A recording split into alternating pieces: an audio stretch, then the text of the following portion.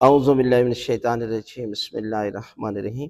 ماہ محرم الحرام میں بیوی سے مباشرت کرنا جائز ہے یا جائز نہیں ہے؟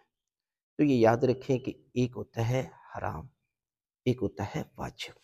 واجب کا مطلب ہے کرنا ضروری ہے، اگر نہیں کریں گے تو گناہ گار ہوں گے۔ حرام بچنا ضروری ہے، اگر نہیں بچیں گے تو آپ گناہ گار ہوں گے۔ لہٰذا یہ معرفت کی باتیں ہیں۔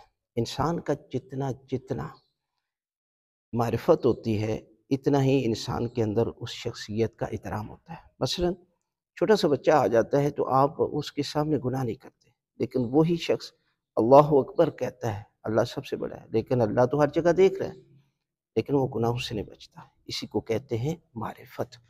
لہٰذا جب یہ عمل خوشی کا عمل ہے، اور جب اہل بیت کے گھر میں غم ہے، پریشانیاں ہیں، وہاں پیاسے ہیں، چھوٹے چھوٹے بچوں کی آوازیں العطش العطش کی، یہ معرفت کی بلندی ہے۔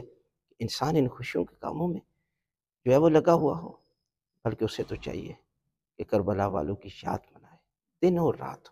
لیکن یہ حرام نہیں ہے کہ مباشرت کرنا حرام قرار دیا گیا، نہیں، کسی صورت میں بھی حرام نہیں ہے، بلکہ حضرت امام حسین علیہ السلام نے تو محافظ شریعت ہے، دین کی حفاظت کی ہے۔